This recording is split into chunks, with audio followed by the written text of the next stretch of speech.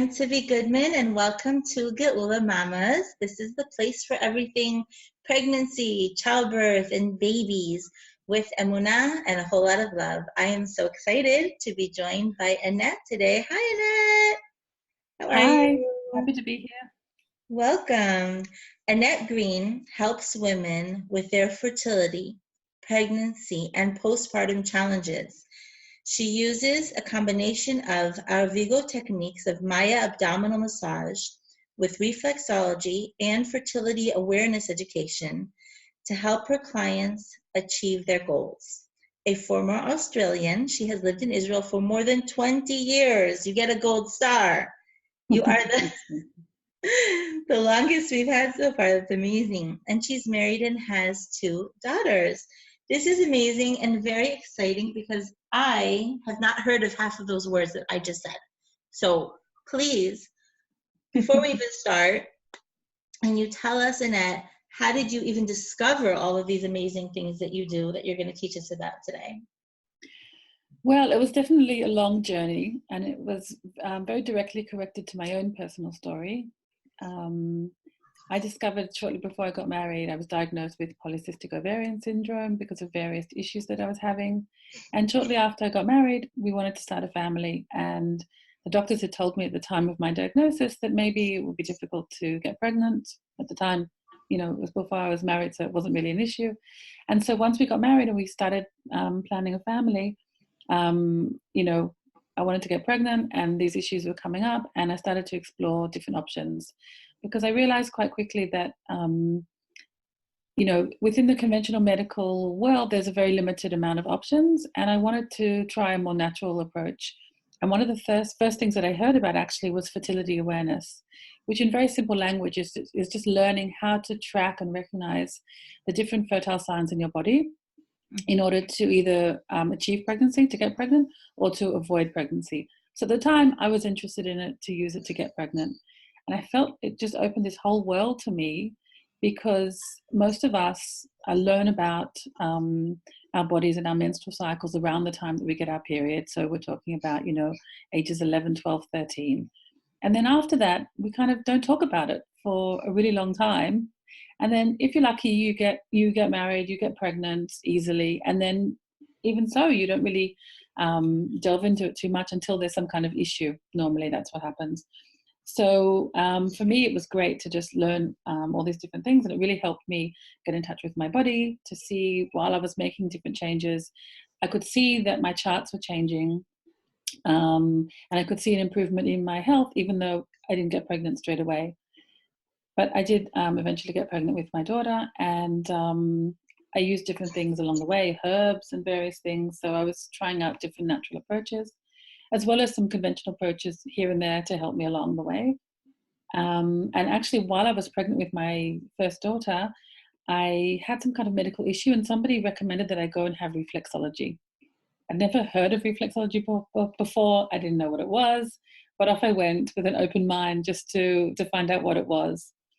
And I really enjoyed the treatment, and they really helped me. So basically, reflexology is the use of different pressure points and techniques. It's most commonly known for these techniques on the feet, but it also works on the hands and also on the ears. So the whole body is reflected on those 3 places. And actually, in recent years, facial reflexology has become popular, but I haven't studied that yet. So this had a really profound effect on me, and I feel like it made my pregnancy a lot easier. And after my daughter was born, I decided to have a bit of a career change. Previously, I've been working in marketing in a high-tech company. I didn't want to go back to the long hours now that my daughter was with me after waiting so long. So after being at home with her for quite a while, I decided just to go and study some natural remedies. At the time, I really liked making creams and soaps and things like that. So I went to study aromatherapy because I'd started experimenting with essential oils. And I didn't realize at the time that part of the course was actually massage. I had no idea. I thought we were just going to be, you know, experimenting with oils and creams and things. So I was like, okay, in a million years, if you had asked me if I was going to ever do massage, the answer would have definitely been no. I grew up in a very conventional Jewish environment, and it was very academic. And, I felt like those were the places that I was being trained and influenced to go into. But I really found that the massage, I enjoyed doing it, and I got good feedback from it. So I was like, okay, well, maybe this is my new path and direction in life, who knows? And but once I'd studied massage, I was like, well, I enjoyed reflexology so much, that's the next thing that I want to go and study. So off I went to study reflexology. And one of the side benefits when you go, and yeah, so I had finished massage as part of the aromatherapy course, and then I went to study reflexology. Oh, I see, that was first. Okay, got it. Yeah. And actually, when my daughter was very small, when she was a few months old, we went to live in Australia for a couple of years. So I started this study of massage and aromatherapy was in Australia. And then I studied my first year of reflexology there. And then we came back to live in Israel. And the plan was always to come back. We just wanted to be in Australia for a couple of years. So my husband, who's originally from England, would get to know my family a bit better, and we would experience the Australian lifestyle again. So when I came back, I studied another year here, and which is really significant because the Israeli approach to reflexology is actually quite different to the Australian approach. So I feel like I have those two different techniques that I can use together. So I worked on and off, during the time when my kids were small, and because of my own personal journey and difficulty getting pregnant, I wanted to be able to use what I was learning and had learned to help other women. So with the reflexology, that was a natural thing. And about 3 years ago, I heard about this technique called the Arvigo techniques of Maya abdominal massage. Sometimes it's called fertility massage or uterine massage, although it's really much more than just that. So when I heard about this and how it can improve a woman's fertility and affect her reproductive organs so profoundly, I was really quite blown away. And I just had this very strong feeling that that was something that I needed to go and learn. And in Israel, they bring a teacher every couple of years to train. So luckily there was a training course not long after that. But the backstory behind Arvigo is quite interesting. Rosita Arvigo is an American woman who went to live in Belize, which is near Mexico in Central America. And she had a background in naturopathy, which is like an offshoot of osteopathy, like an interest in the body's ligaments, bones, all those kinds of things. And osteopathy is sort of related to, maybe people have heard of a chiropractor, right? But it's different, yes. But like just to connect it, right? Right. Yeah. Bones and okay. Yeah. So when she was in Belize, she was in contact with a local healer there by the name of Don Eligio Panti. And he at the time was already quite advanced in age.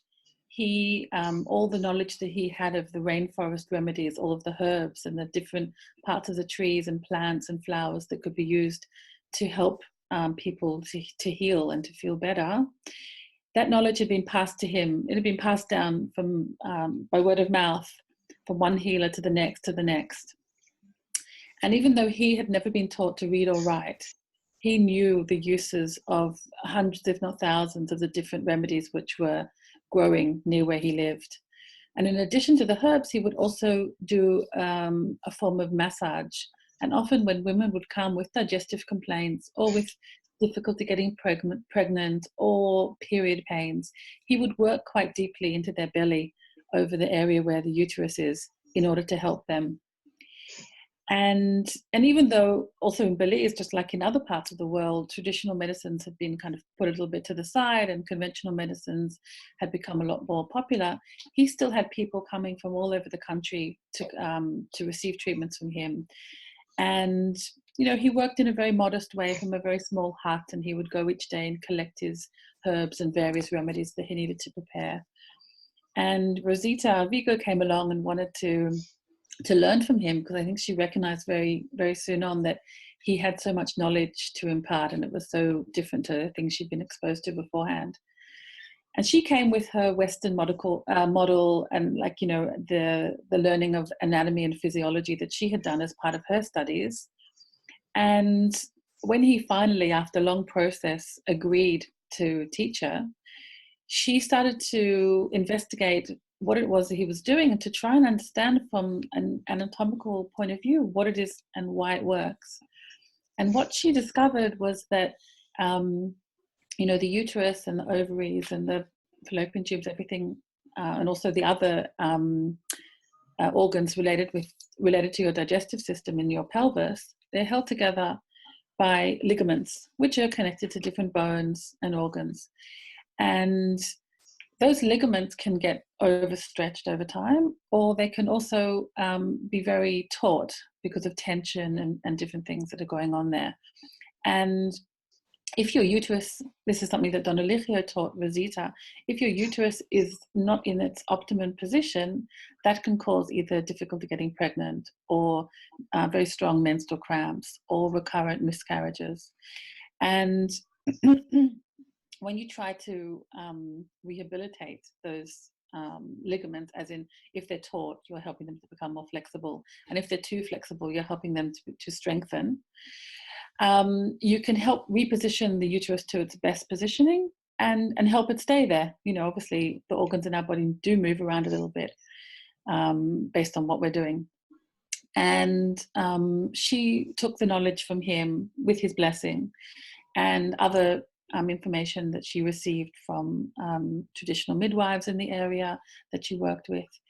And eventually she came back to America. And then for many years she spent half her time in America and half her time in Belize.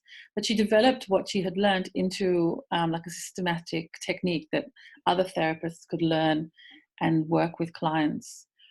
And so the two really important things when we talk about Arvigo is homeostasis, which is balance in the body, and also hemodynamics, which is talking about the blood flow in our body, meaning that if there's an area of your body, for example, the pelvis, which isn't getting enough blood, or the blood that's there isn't going back to the heart optimally, and it's not flowing freely, then that can set you up for all kinds of difficulties.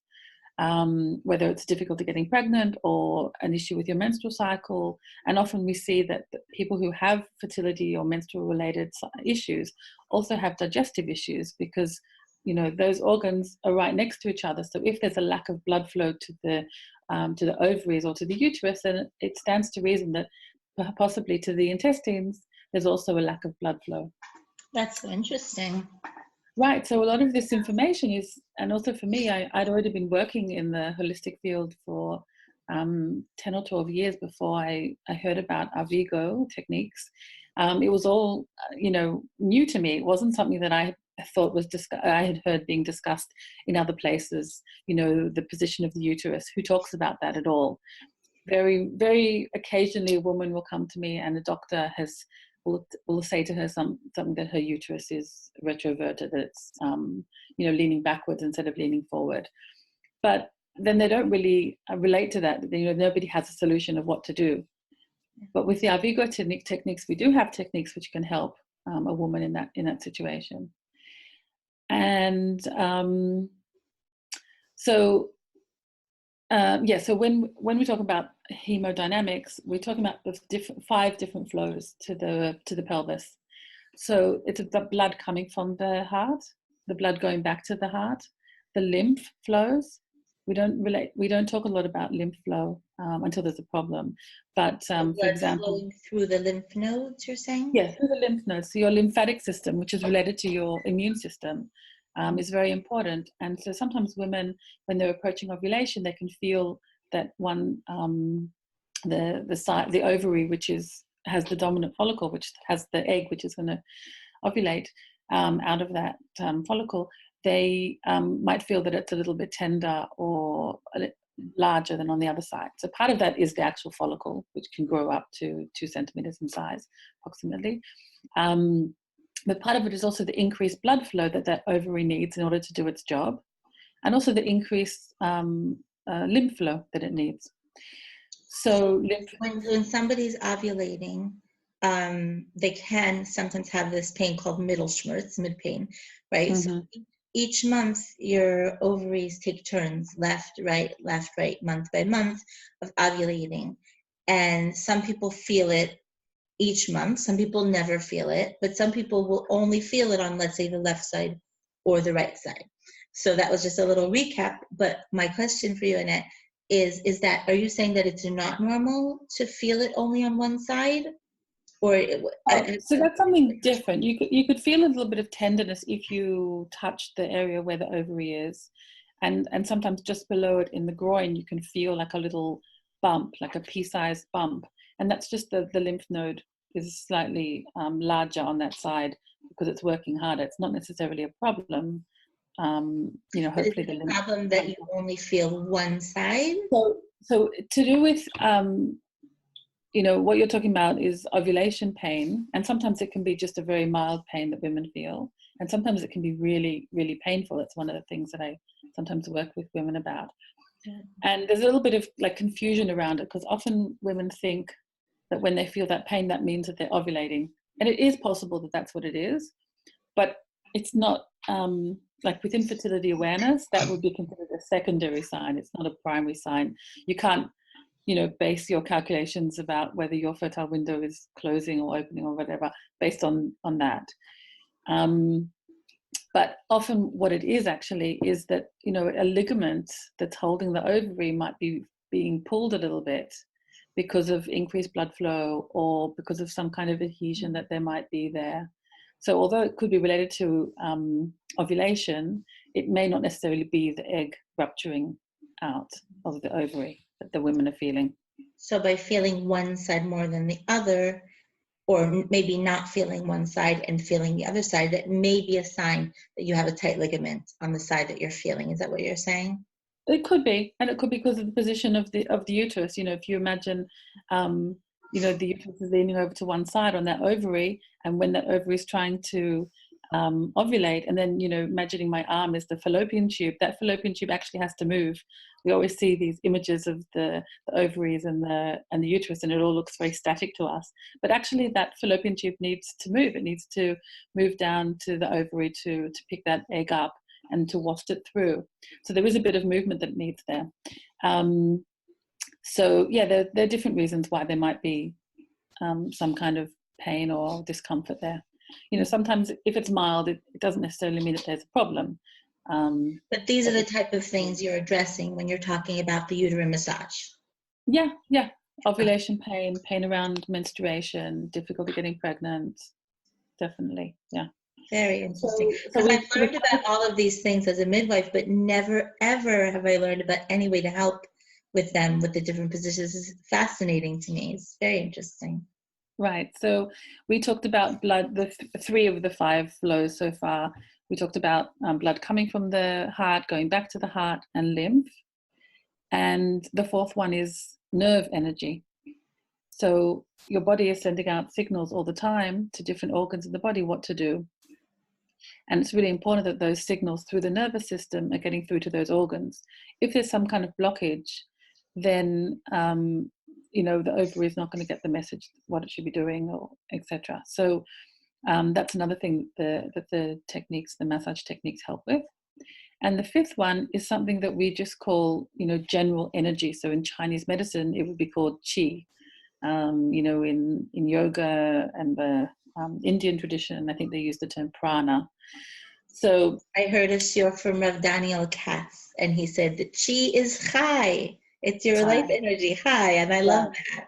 Yes, that makes a lot of sense. Exactly.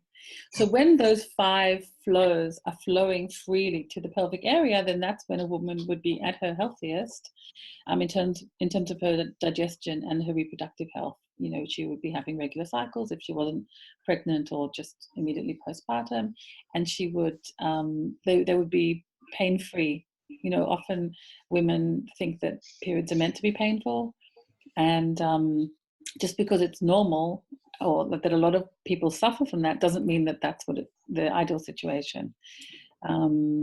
So yeah, once I started learning the Arvigo techniques, I've seen some wonderful results in my clinic with women who are trying to get pregnant or reducing period pain, different issues.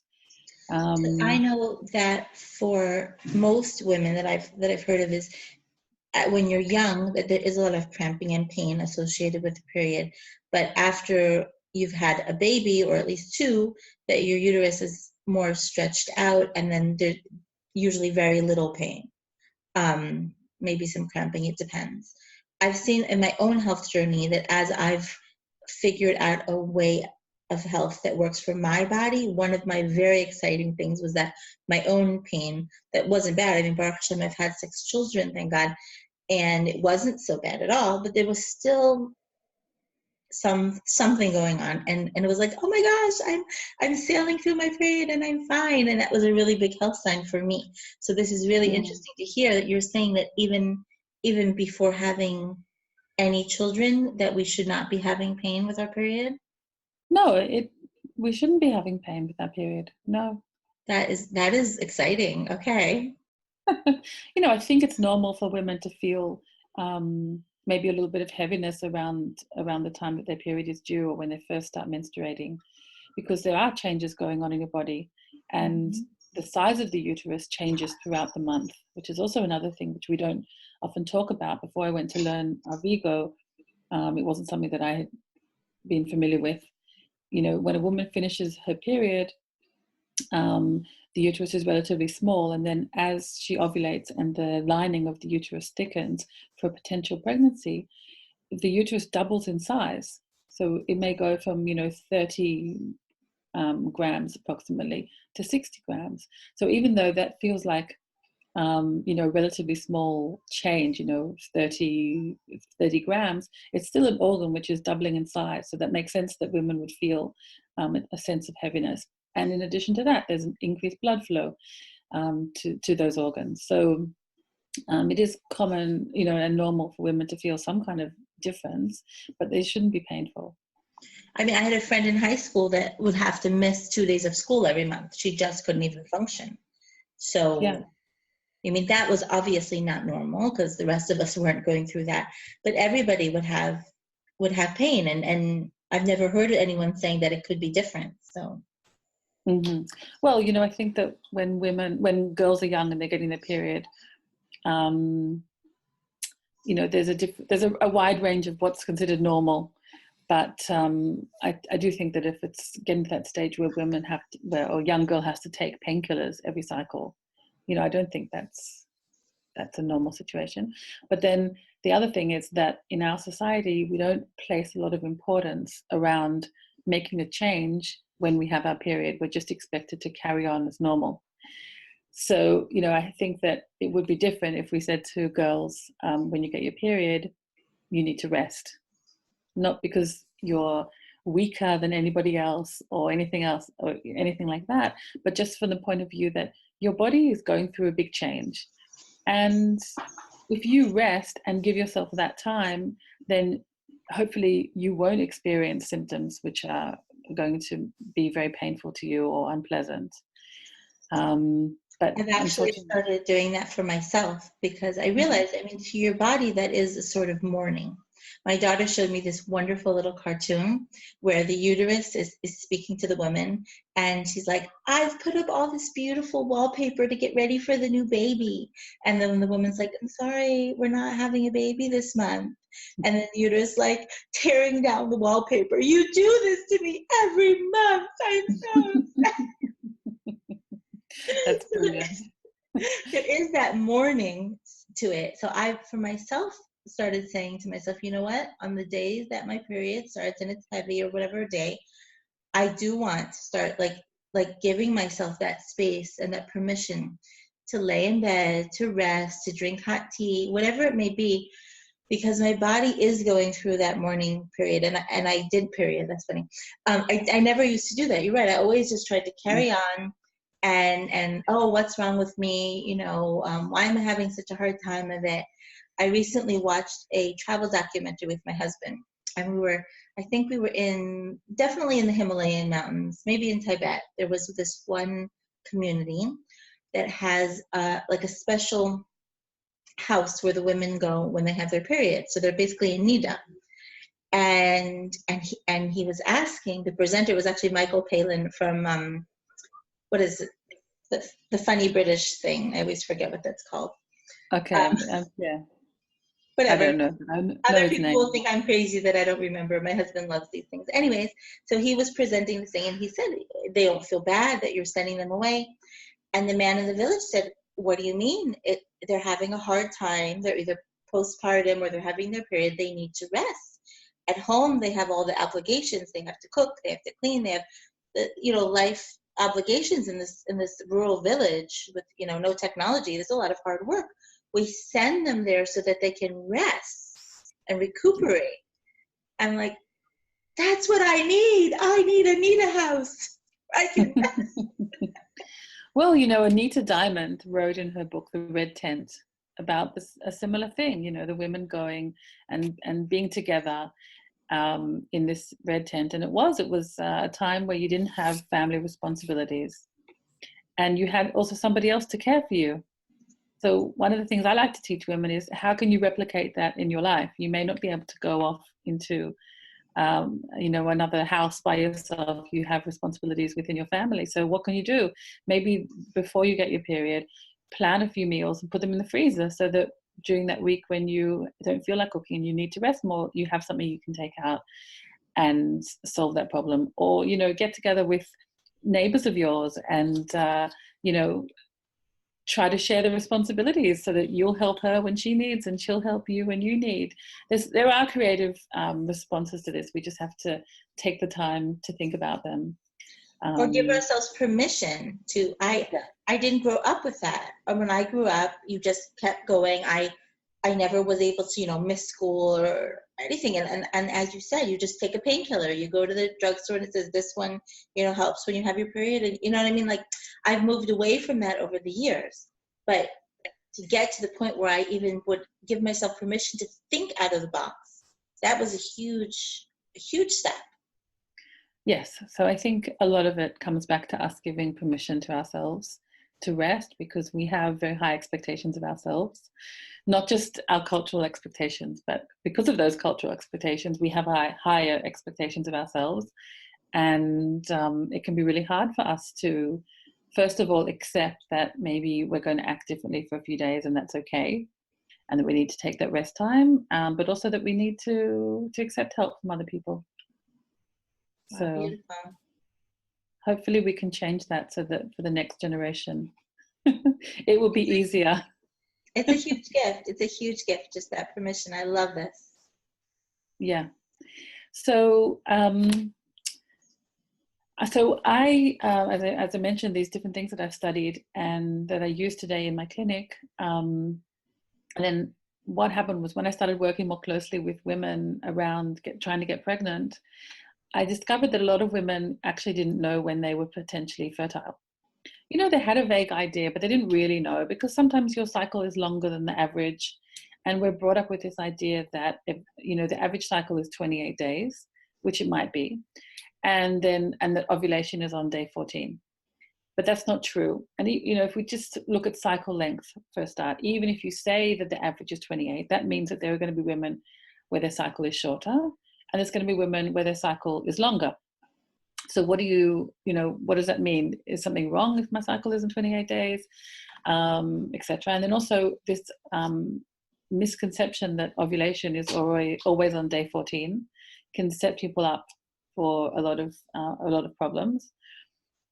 So I was a lot of teaching women not to rely on calendar apps to tell them when they're going to ovulate, but to try and look at the signs in their body to know when they were potentially fertile.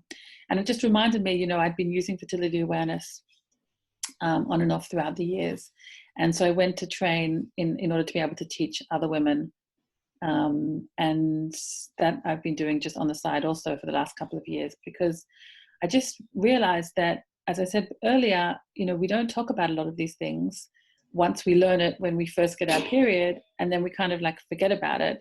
And today, you can go and have there's other forms of birth control, hormonal birth control, etc. So then women really aren't thinking about their cycle at all, because it's being, controlled by the synthetic hormones that they're taking. And so we've really lost touch with our bodies and with our cyclical nature. So yeah, I try to kind of like use those two things together. One, on the one hand, knowing your fertile signs, so you know when you can potentially conceive, but on the other hand, also if you need some kind of help with massage or reflexology, that you have those tools available to you as well. And you also So, mentioned postpartum, right? Mhm. What do you mean Right. by that? So I love working with women after they've given birth. It's not always easy to reach women in that stage of their life. And I always, sometimes I work with a woman, she's trying to get pregnant, and then she comes to me during pregnancy and right up to the birth, having treatments. And then towards the end, she's like, well, when can I come back?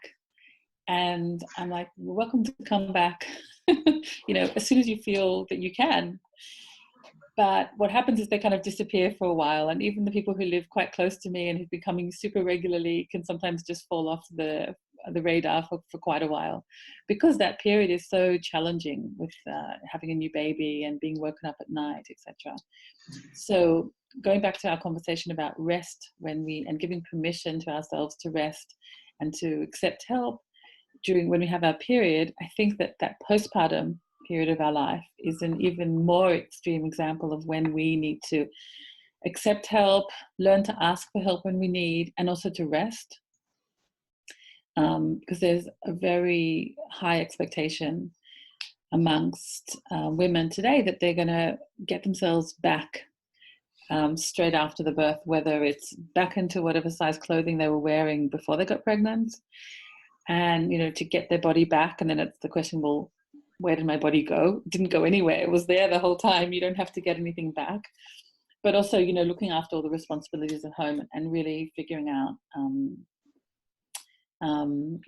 how you're going to do things, what you're going to let go of, what standards and expectations you're going to reduce, so that you can find that quiet place within yourself where you feel happy and you are looking after yourself as well as other people. So it always goes back to the announcement when you're on the aeroplane, when they say if you have a child, you always put your oxygen mask on first, and then you put the oxygen mask on our child. Whereas I think our natural instinct would always be to put it on the child first. But we just can't look after other people, and whether it's babies or older children, we just can't give from an empty place. So we have to be refilling our cup. Mm-hmm. So I think the first thing is resting and knowing that there's going to be that period of time afterwards where you need to rest. And the other thing that I find really important with women is their attitude during this period of time. It's not, I always laugh when women tell me about all the things they want to get done when they're on maternity leave. Because I think anybody who's had a child knows that you don't get anything done when you're on maternity leave except for looking after your baby, and that takes up a lot of time. So yeah, like just knowing that and being happy with that place and for that period of time, and things change and you'll be more active and be able to do other things later on. But tying that in more directly to the uterus and things like that, is there can be a very strong correlation to women who bleed for a long time after they give birth, because they're being too active and they really need to rest. When you think about what's happened to your uterus, it started off at the beginning of the pregnancy, the size of your fist approximately, and then it's grown big enough to hold your baby for 9 months. And you think about the size of a baby, so that's the size of your uterus at the end of the pregnancy. And then very quickly afterwards, it has to contract back down. And, some women, it takes longer than others, but it's still quite a process. And we want to be able to support the uterus and all of those ligaments that are supporting the uterus. So, one of those ligaments might start off at the beginning of the pregnancy being this long, and then by the end of the pregnancy, it's this long. So when you think about the uterus starts to shrink back down, that ligament also has to shrink back down to its original size. And it's, the ligaments are elastic. So if you think of a piece of elastic and you stretch that out and it's been stretched out for a long time, when you release it, it takes a little bit of time to go back. It doesn't always spring back straight away. And for a woman who's had many pregnancies, then that ligament has been stretched and contracted, stretched and contracted several times. So actually in the Maya tradition, they recommend spacing pregnancies out, and that's and that's directly connected to giving a woman's body time to recuperate, to build up those stores of vitamins and minerals again. Because your baby will get what it needs, but we want the mother to also be in a good place at the end of the pregnancy and during that postpartum period. Well, hopefully she's breastfeeding, so we want her to be in a really healthy place. So what type of spacing is recommended? So I think the recommendation is something like 3 years between pregnancies. And I know that in the religious community, especially depending on what age you get married, most women aren't spacing out their pregnancies that long. Mm-hmm. But if you do choose to have a smaller gap, then you want to make sure that you're doing the best that you can to be eating healthily and to be getting gentle, regular exercise, and to be doing some kind of massage to make sure that there's good blood flow to all of those ligaments so that they can recover optimally.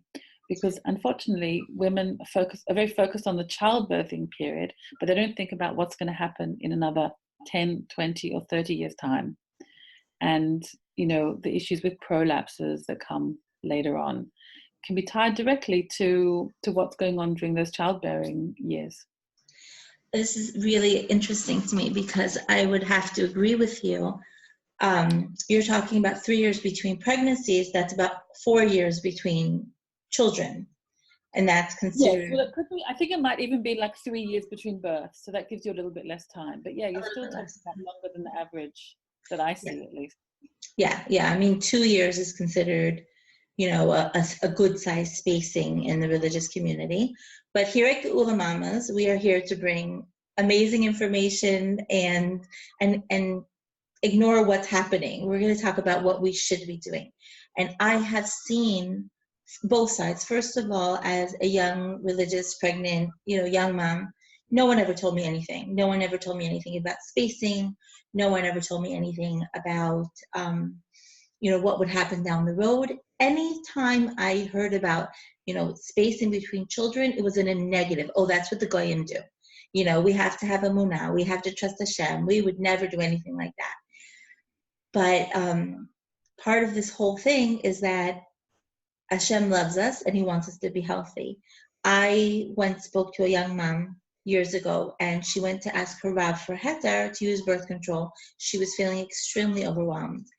And she had just had, her third baby in 2.5, 3 years, very, very close together. And the Rav gave her a heter for 2 months of birth control. And she came back to me and told me she was ready to have a nervous breakdown. And I told her to maybe look for another Rav. And you can tell another Rav, I've spoken to a Rav, this is what they've said, but this is how I feel. You don't go to the second Rav saying, without the first story, because that is not okay. But explaining how you feel. Hashem does not want us to be overwhelmed. He does not want us to fall apart. He does not want us to be dealing exactly what you're saying with prolapse. I know so many women my age with prolapse and other sorts of problems. And had we known that information at the time, like I had one of my pregnancies, a lot of pain in a certain spot that I think was related to a ligament, and I was just in so much pain from it. That doesn't seem like a kadosh mitzvah to me. So this is really, really important information that I don't think is out there. Nobody's talking about. Okay, if you imagine a young mom and she's trying to do a mitzvah and having a bunch of kids and everything, is anyone talking about her nutrition and her rest and her health and massage? No, because she's so busy with the kids. And on top of it, she knows that she should exercise or she should find the time to eat. I mean, I'm talking from very firsthand experience with myself, with all the people around. You're even more overwhelmed at that time, and you're even stretching yourself even thinner. So a woman's nutrition and health is generally extra low because she's got all these kids and pregnancies close together. So this is just amazing, absolutely life-saving information that I think every single woman in Am Yisrael really needs to hear this. Yeah, well, I think because, you know, Jewish women tend to have a higher birth rate than other populations, it's even more important that we have simple ways to look after our health. And one of the things that I really liked about Arvigo when I learned it is part of the training is teaching women who come to us a very simple we call it self-care, because really is self-care. It's looking after yourself. But it's just a very simple massage that a woman can do on her own belly, which reduces stress, which improves the blood flow and helps to reposition the uterus in its best possible position. And it doesn't take very long. And I know that I felt amazing improvement when I started doing the first part of the training was just to learn that part. And then I came back later on for the other training. And it's something that I teach all my clients who come to me, and hopefully they do it at home. I always encourage them to.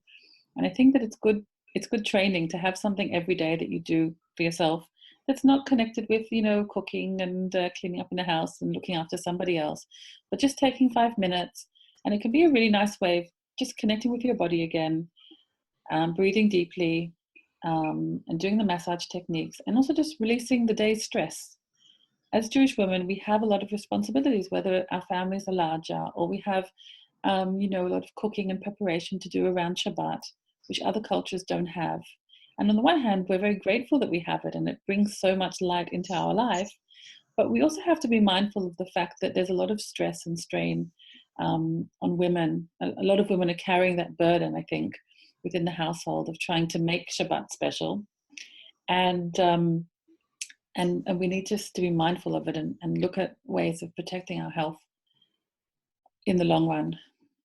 Yeah, well, also when you look at the structure of the family, how it was in almost all of human history until now, you had your extended family all around you. So you weren't in your own microcosm with only you taking care of your children, only you doing all the cooking and the shopping and the cleaning. Obviously, your husband may or may not, you know, share. You may or may not have cleaning help. You may or may not have a relative, but most of the focus is around the woman with all the household responsibilities and pregnancy and childbirth and postpartum and Shabbat and Chagim. It wasn't that way. I don't think we're meant to be, you know, if you read Eshet Chayil, basically, well, first of all, many opinions say that it's many different women because one woman couldn't possibly be doing all those things. But even so, it's more about delegating, right? She's delegating to her household. You know, it's not saying that she does everything. So can you also help people after, if they have a prolapse? Is it too late, or can you still help them with your method? Yeah, the Arvigo techniques can definitely be helpful with that. It obviously depends on what the degree is. When you learn Arvigo techniques, you have to come from a profession already. Either you're a midwife, a pelvic floor physiotherapist, a reflexologist, whatever it is. So we have a real mix of people in our community of therapists here in Israel and across the world. And there's quite a few in Israel who are also pelvic floor physiotherapists. So that's normally the first port of call for a woman who has a prolapse issue. And it's been wonderful to hear about the improvements that they've seen by using the Arvigo techniques along with their physio pelvic floor techniques. So I've definitely worked with women, and they've found big improvements when there's prolapse. That's amazing. Now, this massage that you teach the women to do at home, is that something you can teach us now, or do a video, or is this only something that someone could learn if they actually came to you physically to learn that? Well, there's two ways to learn. One way is to come to a treatment with me or with another therapist who's near them. They do run group sessions, but there's only a couple of people who are trained to run the group sessions to teach the self-care in Israel. So those are the two ways that they can learn.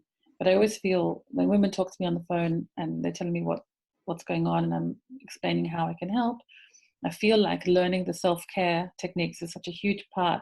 It's a gift that they get from coming and having a treatment, because it's something that they can take control of at home and that they can do. I think it's important that we as women feel also that there are things that we can do. We don't always have to go to another professional to get help. We can, and there's obviously a time and a place for that. But there are things that we can do, and it's important that we start to learn to do those things for ourselves on a consistent basis, because that's what we're showing our family and our daughters. I worry more about the daughters, maybe because I have 2 girls, than I do about the sons. But I think that just showing that we're showing up for ourselves is important. I have Baruch Hashem 3 and 3, and okay. I have found that teaching boys about their body, for me, for whatever reason, was much easier.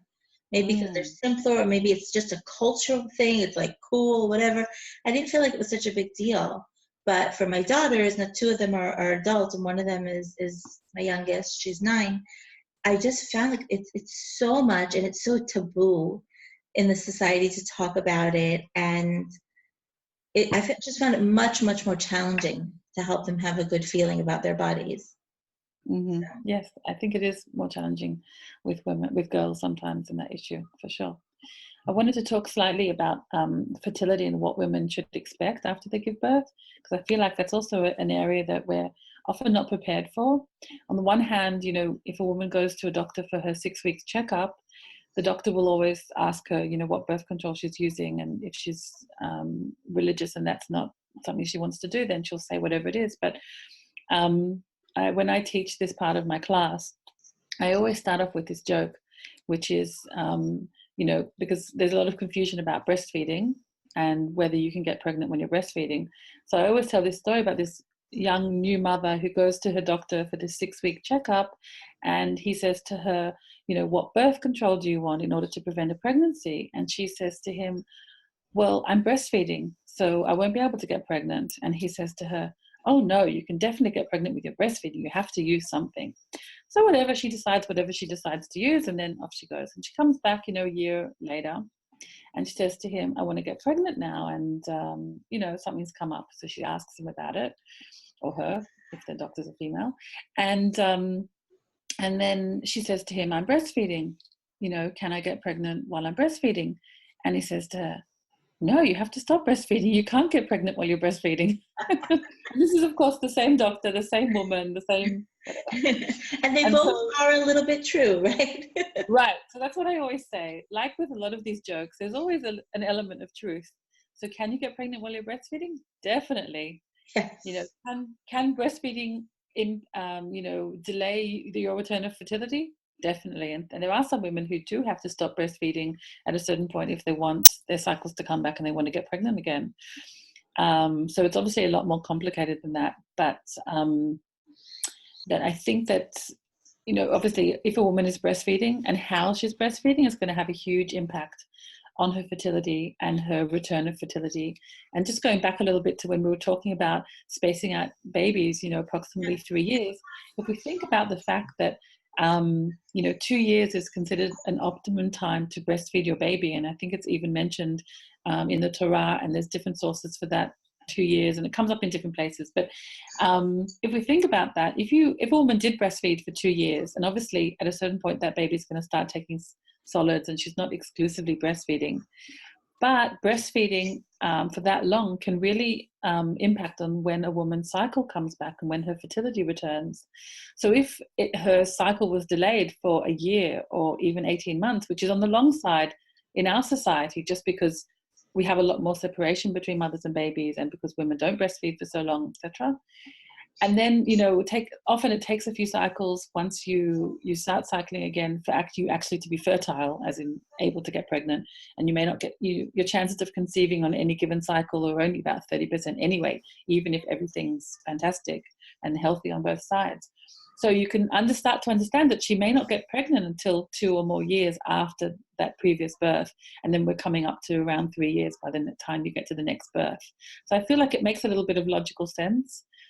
Those kind of gaps, and also from the point of view of the mother, when you get pregnant and you're looking after a toddler, a 2-year-old, it's much different than if you've got a very small baby that you're still looking after in terms of the energy that it requires from you.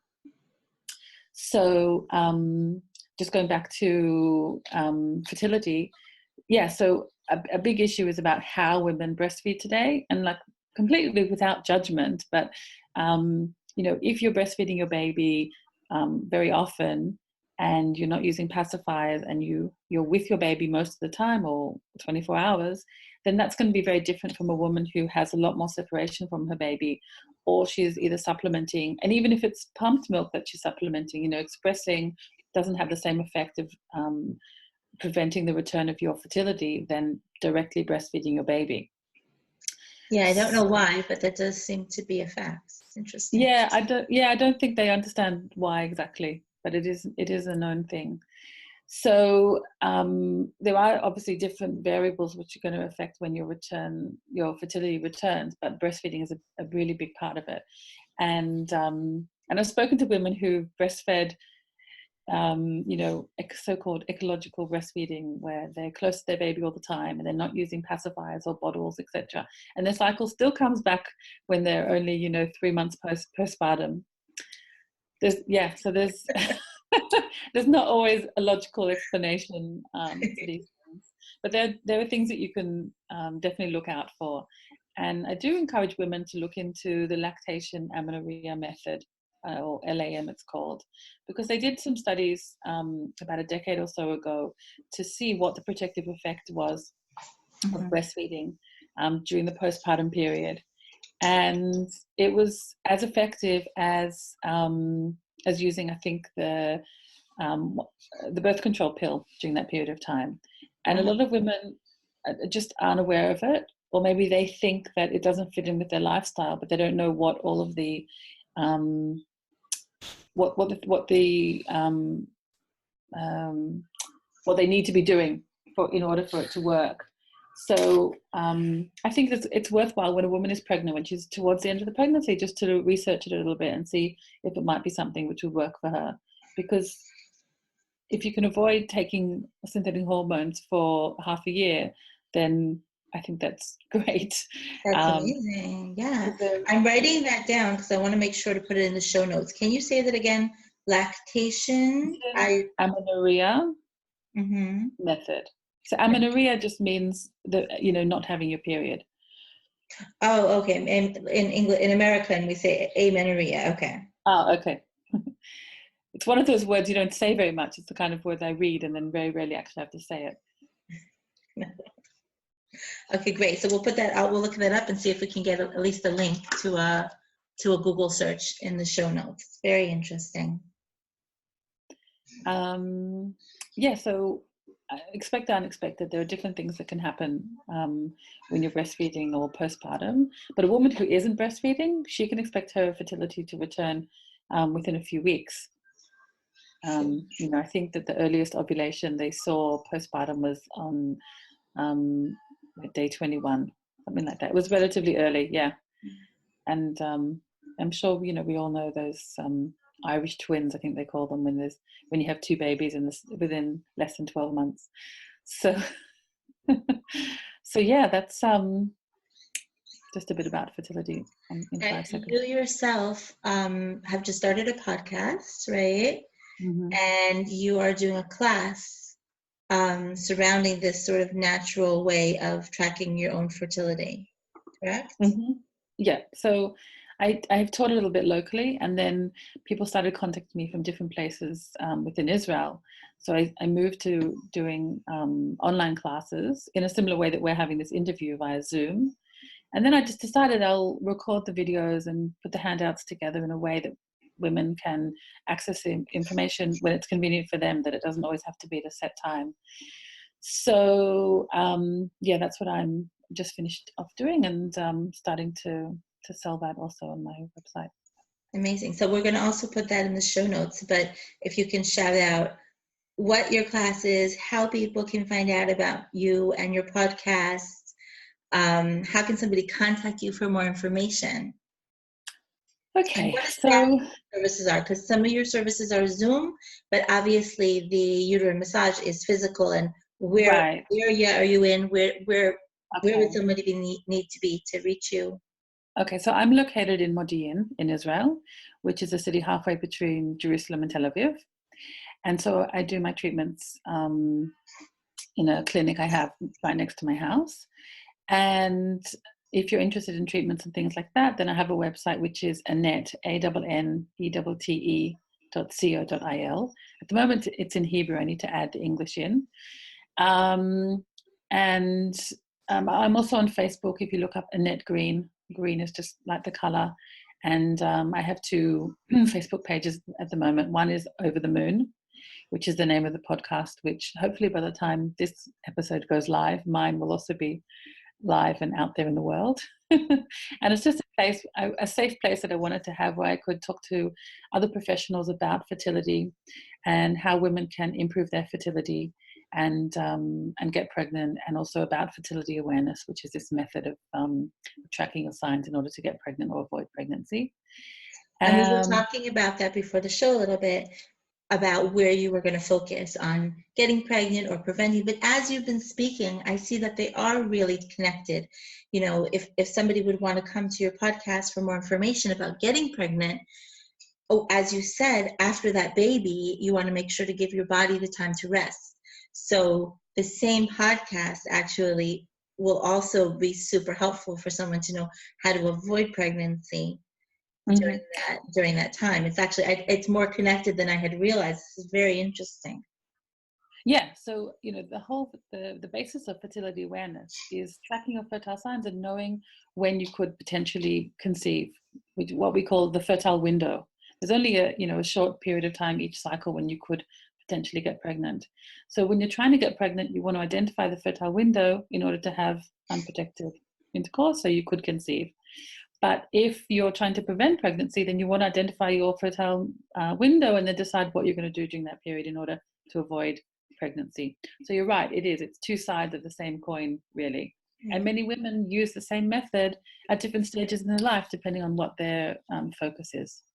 So are you using things like, I know there's temperature, there's cervical mucus, there's body signs. Are you using all those or some of those or other things? Yeah, so it's using, taking a temperature in the morning, checking your cervical mucus, and learning what it means at different times of the month.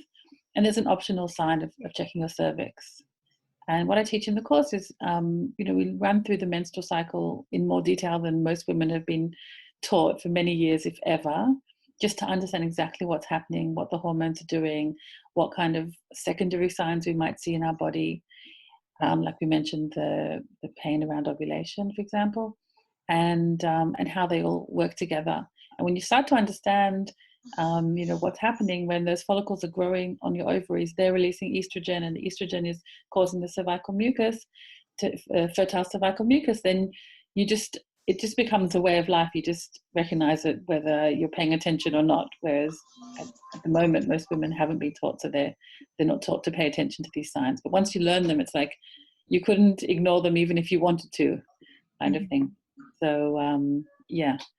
And that's what you're doing. That's what you're having, this online course that will be just available. Anybody will be able to take the course when they want to and learn how to track this. Yes, exactly. Very good. Amazing. Okay. Before we end the show, Annette, I'd like you to close your eyes for a moment, take some deep breaths, and imagine that you're like standing at Har Sinai and you see all the women of Am Yisrael before you, all the women whoever were born, whoever will be born. And just, there's no wrong answers here. I want you to think of whatever just bubbles up. You have your moment, and you have one thing that you can say to all the women of Am Yisrael from Annette Green. What would you like to tell them? I think love and respect for ourselves, because I feel like when we love and respect ourselves, we can love and respect other people, and then other people also, it has this ripple on effect. That we can really change the way we relate to each other and we relate to ourselves, and that's the most important thing at the end of the day, and that love that we feel for others and for ourselves. I think what you're saying is giving me the chills, because you're right. When we want to affect change, if I love and respect myself, because we're all connected, it sort of raises the level of love and respect of everybody. It just makes that basket more available, right? Yeah. That's so beautiful. Thank you. Okay, this is amazing. Now, if you are part of our Facebook group, the Geula Mamas Facebook group, then you have automatically been entered for a drawing. And today, Annette Green is giving away a free 30-minute Zoom session. Am I correct on that? Mm-hmm. Which is so exciting. You can talk about your fertility. If you want, you have a private time to talk with Annette, to talk about fertility and prevention and anything that you're having trouble with, any of the amazing things that we talked about. So, Khani Reistein, you have just won 30 minutes. Well done, Khani. Yay for you. That is so exciting. And anybody at all who contacts Annette and schedules, is this for, we're giving away a Geula Mamas discount of, what did we say, that was 15%, I think? 15% on their first Arvigo session. Okay. Do we also have a percentage off the class? Is there any way to set that up if they would take the class, or that wouldn't even work out because it's probably all set up, right? Yeah, it's a little bit more complicated. Okay. But if you want to have a session for, is this on Zoom or is this a physical session, the Arvigo session? The Arvigo is physical in my clinic. Okay, so if somebody wants to come to the clinic in Modi'in, if you live nearby, it's very central located. If you're passing through, if you're visiting Israel and you'd like to have a session, you get 15% off just by mentioning Geula Mamas. Tell your friends. You heard it here. All right, we have 2 Geula Mamas magnets to give away today. One of them is from our own Devorah Kaur. She was amazing. I thought that I turned off my ringer. I apologize. Sorry, everybody. All right. She says, don't run away from challenge. Embrace it. It is here to give you a present. One moment, everybody. Bad me. I forgot to turn off my ringers. Okay. Now my ringer's off. Okay. And that is going out through snail mail. So I'll be contacting you for your address. That magnet is going out to, this is so funny, I've had this before. Devorah Kaur cannot get Devorah Kaur's magnet. It has to go to someone else, so I have to pick another name. All right, Rachel Yuspa is getting Devorah Kaur's beautiful magnet here. And then we have a Geula Mamas affirmation. It says, the thing I'm doing right now is the thing. It's just a reminder to be in the moment and to remember that the thing you're doing now is the most important thing that you could possibly be doing. It's the thing that's bringing the Geula. It's just the right thing for you to be doing. When we're doing one thing, sometimes our brain is just thinking about all the other things that we technically have to do, and just to stop and focus. The thing I'm doing right now is not answering my phone. It's being here with you. And that is going to Yosefa Hoover. Yosefa was amazing. She also did an amazing class with us. Oh my goodness. The front doorbell's ringing. Everything's ringing. Raklega. I don't even know who's at my door. I wasn't expecting anybody. So we're going to say goodbye, everybody. We love you. And if you enjoyed this, share this with your friends. Goodbye, goodbye.